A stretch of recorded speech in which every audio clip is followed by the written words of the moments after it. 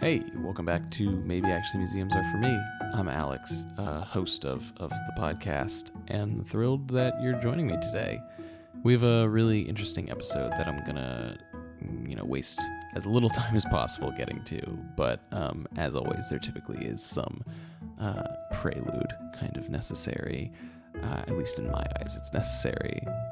Today we're talking about loans, and it's been in the front of my mind for a little bit because I had been told, a couple weeks ago, that one of our most, at least to me, interesting and in the wake of a shared love, which was populated with a large number of John Singer Sargent works coming off view, I was really interested and excited to hear that our John Singer Sargent work, the one that the museum owns, was being shown at the Metropolitan Museum of Art. It's being loaned to the Met. It is loaned to the Met in their, critically acclaimed, renowned Sargent in Paris show. So I had to see it myself, and it was one of the most exciting and interesting and I think humbling in a way experiences I've had in a museum in a very long time.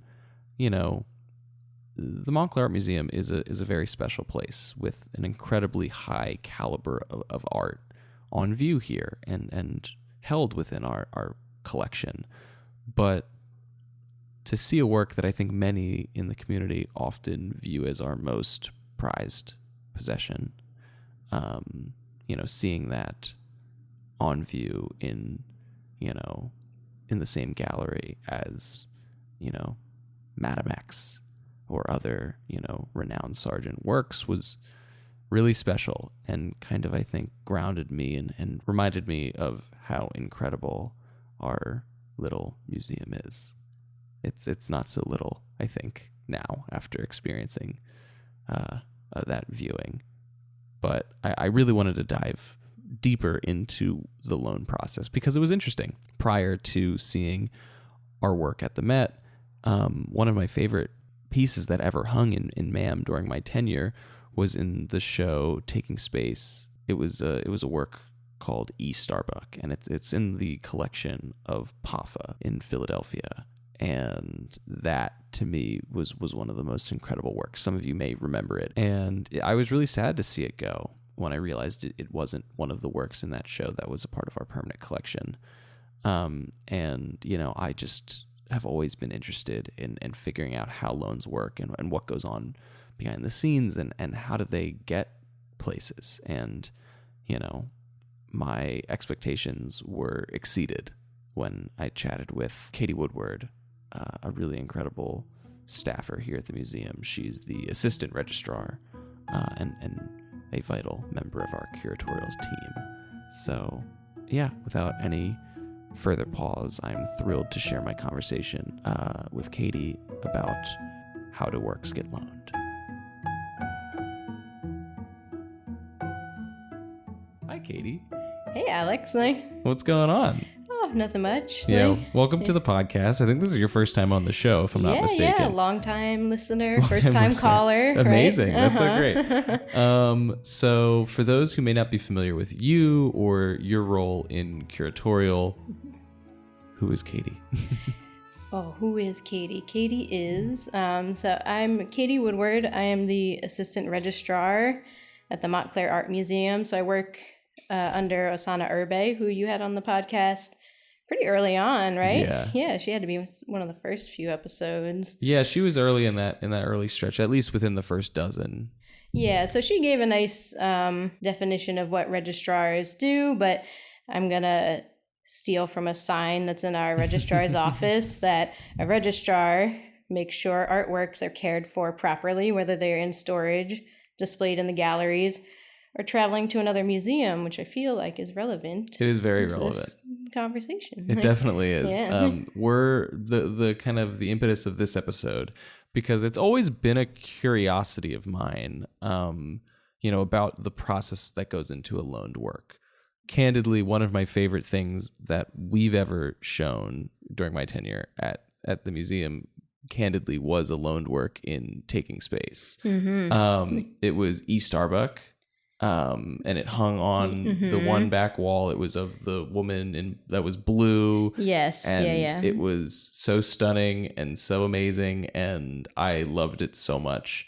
And it broke my heart when I found out we didn't own it. Oh, I know. Yeah. And that was like half of the show was from PAFA from the and then the other half was our collection. But yeah. So I guess, with this show kind of being about loaned works and talking about the process and not just us receiving loans, but more importantly, us sending out loans. I think that's where my curiosity lies is how does that process even happen? And, I guess for context right now, there's 3 works, I believe, out on loan from the museum's collection. Yeah. So there's 3 works that are in the New Jersey, New York area. And then we have 2 more, interesting. A little further away. Yeah. So for the works that are within driving distance or train distance from MAM, what is out there? So I think the impetus, as I think you were alluding to at the beginning of the episode, I know you've spoken about it before. We have Sargent and Paris. That's currently at the Metropolitan Museum of Art. We loaned one piece. I do not speak French, so apologies for the Ernst Anguille Duez. I don't think no one's crucifying you for your ability to speak French. It is all good. Thank you. I appreciate it. Hopefully no French listeners on this podcast. But so that's currently on loan at the Met, and that runs until August 3rd of 2025. After that, it travels to Paris. After that, it goes to the Musée d'Orsay from September 23rd, 2025 to January 11th, 2026. So if for some reason you miss it in New York and you just happen to be in Paris, as one does. There's a chance I may be, actually. Oh, you see it twice? Going to, I know we just joked that there'd be no Frenchmen listening to this podcast, but my girlfriend is a fluent French speaker. Oh, yeah. She's moving to France for a couple months, and so I'm gonna have to go out on a strike force and visit her. So that's wonderful. Listen, that's good to know. And you can point out our piece and say, yeah, I already did it once at the Met, and I'll do it again in Paris. Nice to do it, twice. Yeah, so that's at the Met. And then we also have a piece from Ben Shahn called 3 Witnesses at the Jewish Museum in New York City. It's in an exhibition called Ben Shahn on Nonconformity that runs now through October 12th, 2025. So previously it was at a museum in Madrid, Spain for the same show, Ben Shahn on Nonconformity. The Renea Sophia. So it's nice that it got to come stateside so we can see the show here since he's such a prolific, I think, New Jersey artist. And especially since a lot of his artwork focuses on civil rights issues and political activism. I think that's, it's an important show in the current climate. In this moment, yes. Understandably so. Right. So if you can go see that, that's, I think, going to be a really, really good show. And then a little closer to home, we have our Bentley Spang Modern Warrior Series War Shirt number 3 at the Zimmerli Art Museum, at Rutgers. That runs until December 21st, 2026. That was the last show curated by Jean Quick-to-See Smith before she, unfortunately passed away. I think it's a very important show, especially to continue her legacy of consistently uplifting other Indigenous voices. Absolutely. Oh, I'm sorry. And the name of that show is Indigenous Identities Here, Now, and Always. Yeah. I think her and Bentley Spang, if I'm not mistaken, have been friends for a long time. If you have the chance to see it, I think it's an important show, again, not only because it was the last show she curated, but, just to uplift more Indigenous artist voices. Yeah, I absolutely. think it's a great exhibition. Super important. And, I think you kind of, it's something that obviously as staffers here, we understand. But even sometimes for us internally, it kind of gets lost in I think it's more nuanced than maybe we perceive, or more, I guess, maybe foggy than we perceive about like how many works of ours are truly going in and out of the door every season. And, I think it's really insightful, both as, a staff member who cares and is vastly interested, but also as maybe a museum goer or a patron or, a museum member, to also know what's out there. And I think, I think there's this, it's kind of one of the main crux of this show is demystifying what a museum is and can be, especially for us being such an intimate, smaller institution. And to know that there are works like our Sergeant going to the Met, or, works that were curated by Quick to See Smith, that's a really big deal. And I think that sometimes can get lost in translation. And I guess, it really does shine a light on the museum in a really amazing way that I don't think people necessarily see all the time. And I think that's why it's really important to have this conversation and to have you on the show as you're kind of, within our small team, the point person kind of leading the charge and getting these works out into the world. And whether it's works going to Europe or just down the turnpike, it's a big deal. And it really does, it's a really special thing going into a different institution and seeing our museum's name on the wall. Yeah, exactly. We might have a small collection, but I think it's a very powerful collection, and it is reaffirming to know that these other, potentially larger institutions, like, they're reaching out to us, like that we have this very special collection, and these loan opportunities are a great way to show just how powerful our collection is. So walk me through a little bit of what goes into, I guess, loaning a work, and I guess we'll for the context of it, we'll just kind of keep it in the scope of a museum comes to us and says, I have no idea how this actually works. This is in my brain how this works. Tell me. A museum comes to us and they say, we want your, I don't know, Georgia O'Keeffe. Okay, great. So then let's get it out of storage. Let's check it out. Let's see what's going on. Let's conserve it if we need to conserve it. And then I guess you just box it up and ship it. Like, I don't know, like, how does that work? Like, I'm sure there is so much more detail to that, but can you just break that down? Like, what is the process of when we have to send something out?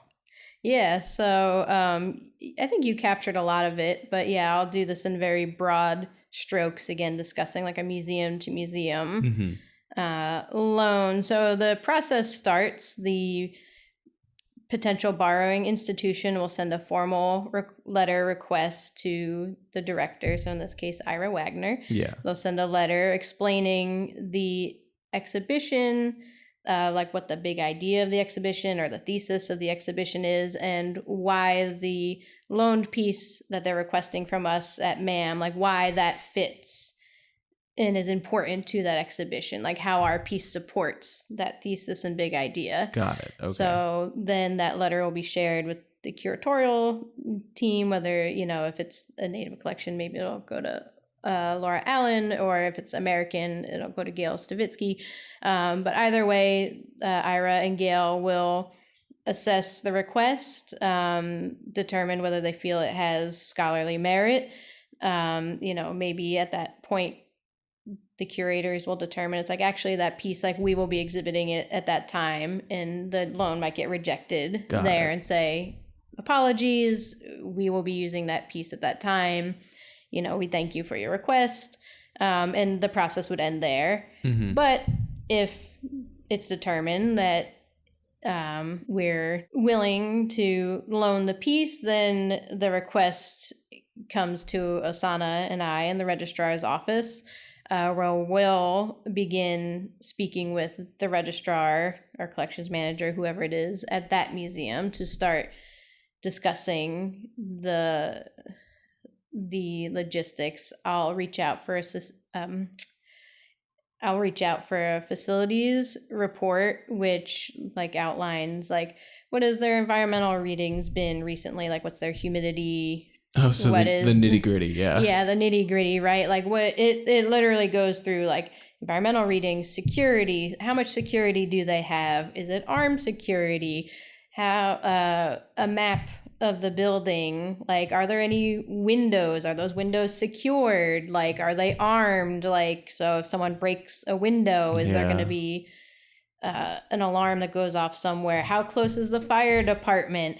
How close is a fire hydrant if there's a fire? Like is like all of all of these little nitty gritty things to determine like, okay, like that is so specific, right? Like how safe is our piece like in this institution? And most of these places are AAM accredited. Totally, yeah, absolutely. Which that is a very high bar to achieve. So, for the most part, like I'm reviewing it as a formality, but once in a while, like there are like little hiccups that might come up and it's like, oh, I notice, maybe it's a college and it's like you have one security guard for 3 or 4 galleries. Okay. In that case, we might request a bonnet with a security screw if it's like a 3D piece, like to assure that someone's not going to touch the artwork, So we're doing that. We're going back and forth with the registrars there. Internally, Asana and I are now pulling the files for the artwork. We're pulling the object to, as you were saying, to look at it. Like, are there conservation issues? Like, is it a watercolor? Can it not be on display for long periods of time because of risk of fading? Was it maybe already displayed in the last few years and it's like, oh, you know what? It really shouldn't be exposed to light again for a little while. It should like quote unquote rest a bit. Like it could also be, maybe it's a painting that, and it's like, it could really use some cleaning. Maybe the frame needs some work.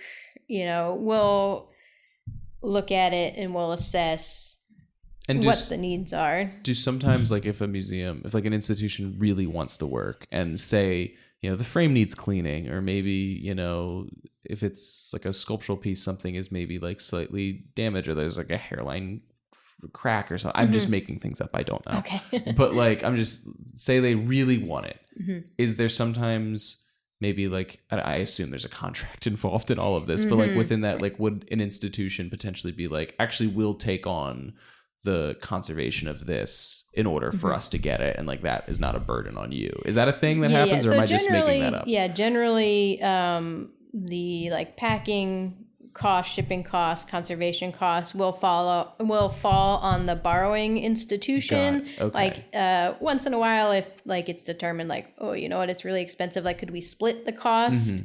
Like, that might happen. And as you alluded to, like that would probably be laid out in a loan agreement, which, would come again after, these conversations that we had to determine like, okay, what are the museum's requirements for the borrowing institution to take on this loan? Like, what are the display requirements? We want security screws, or we want this, again, it'll need conservation, which we've determined will cost this amount. Like that'll all be listed in the loan agreement, which, again, when we've gone back and forth with the registrars a bit, we'll eventually, if we have gone through all of these steps, we determined it's safe to travel.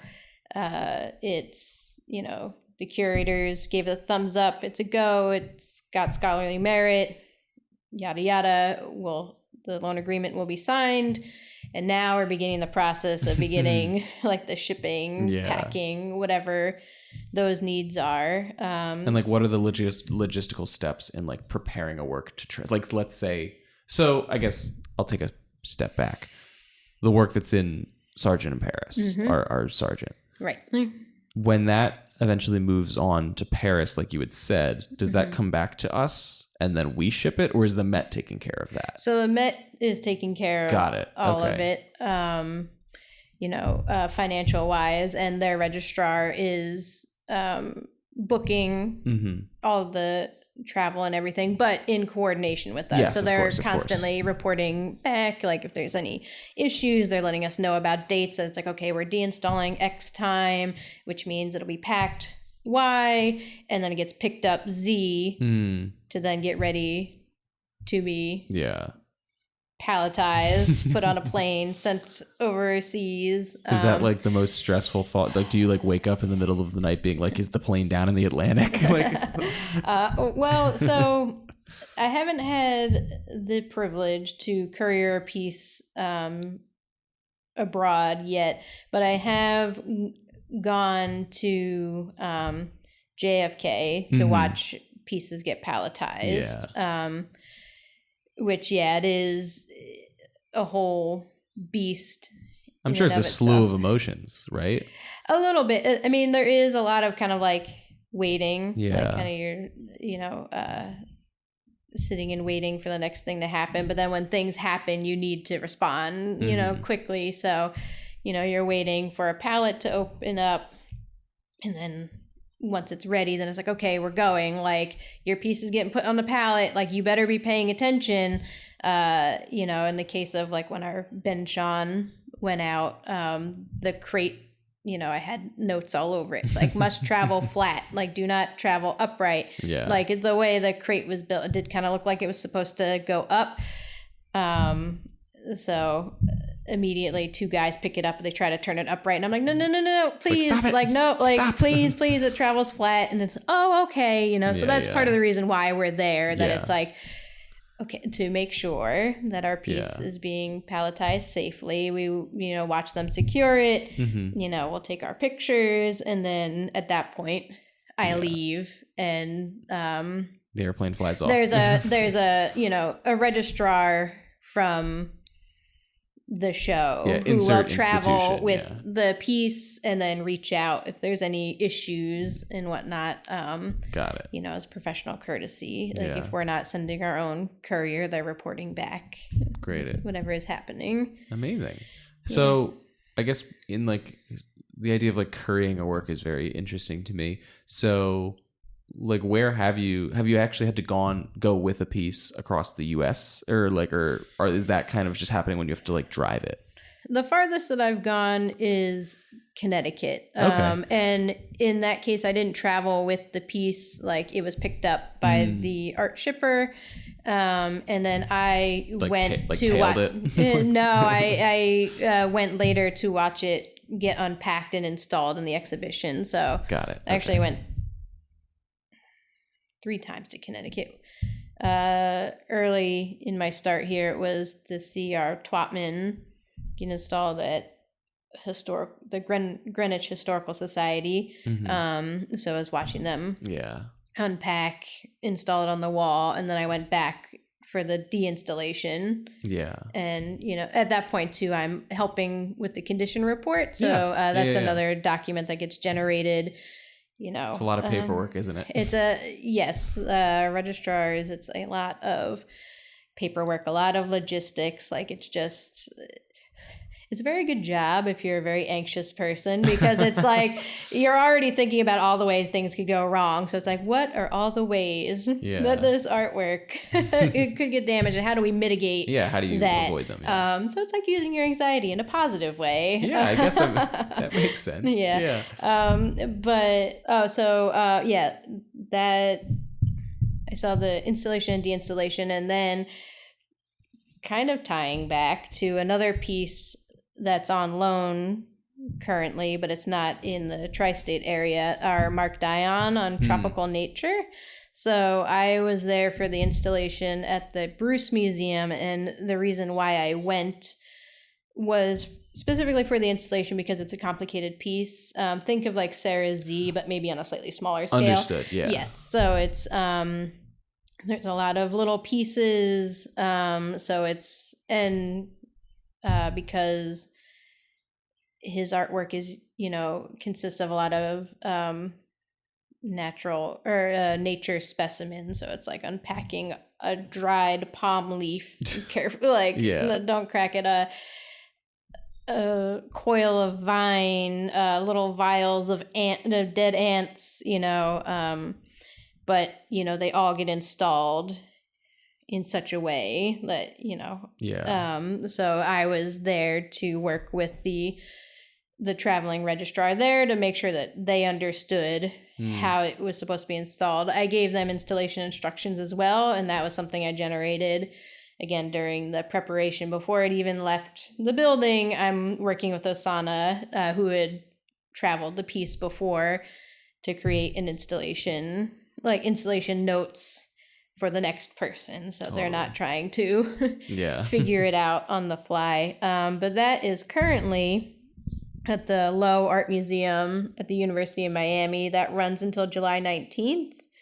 And from there, it travels to the Palmer Museum of Art at Penn State. Okay. From August 30th to December 7th. Got it. So if you're in Miami in the next month, or you're going to be in Philly anytime soon, you could Penn State area. Yeah, you could see Mark Dion and Alexis Rockman, Journey to Nature's Underworld. Fun. So that's a nice show.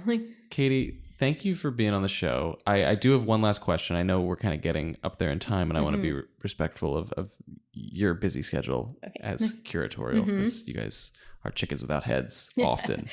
But I guess this is more of like a lofty sort of like, I don't know, maybe it's a prestige thing. Maybe it's just like, just almost like confidence builder. But like, what does a loan, whether that's us sending it out or taking one in, like what does a loan add to an institution? Like what value does it kind of bring to, whether it's name ID or just, within the industry, kind of a sense of I guess, professionalism and respect, like what does a loan provide, if that makes any sense? Yeah, I think that's a lot of it's invaluable. It adds to the scholarly research of the piece, because you have a different, potentially, curator looking at the piece, maybe looking at it from a different lens. So in that way, we're adding to the scholarship of the piece. It adds to the catalog raisonné. Again, it's a great opportunity for museum professionals to work together and learn from each other. Like in the few courier trips that I've done, it's been great to see how other museums work, because every once in a while it's like, oh, you do it that way. Oh, that's interesting. Maybe I should think to do it like that. And again, like, I feel like if you're in this industry, it's like you do it because you really like it. There's so many wonderful people that I've met through this job, and everyone just cares, so much, and they're just so genuine and nice. And there's times where I'm like, oh my gosh, I'm late responding to someone, they're going to be so angry with me, and I respond back, I'm sorry, it's been crazy here, and it's no problem. It's like we all get it. We get it. Like, I'm doing the same thing. It's like there's this mutual respect, and I think it's maybe similar to what you said. It's like just getting our piece in front of other people who may not have seen it before. Yeah. To expand outside of the Montclair community. These pieces, again, they go to Paris or Madrid or Santa Fe, awesome. or it's so reaffirming to know that our piece is part of something bigger, and that there's this wider audience that's going to get a chance to see it. So I love that. That's so amazing. Well, Katie, thanks so much for being here. I really do appreciate it. Yeah, thanks, Alex. This has been great. Yeah, it was a lot less nerve-wracking than I thought it would be. That's what we aim for. Yeah. Yeah. All right. Thank you so much for sticking around to the end of this episode. Again, this has been Maybe Actually Museums Are For Me. Thank you so much, Katie, for chatting with me. I had such a great time this episode and learned a lot. I really did. You can check out the galleries here at Montclair Art Museum Friday, Saturday, and Sunday. We have a little bit more time until some of our shows go off view. So if you have not seen Nanette Carter, get here. What are you doing? And if you haven't seen A to Z, now is your chance. They're both really, really incredible shows. We've also rehung our George Ennis gallery. We've done some conservation work on some of the frames. We've rotated some works. We've added some new pieces. So things are really incredible and special in that gallery, as always. And of course, we have Interwoven Power, Native Knowledge, Native Art, our remarkable landmark Native American art show.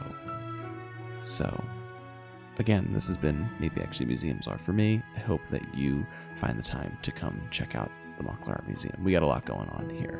All right, I'll talk to you next week, every Wednesday at 10 a.m. Bye.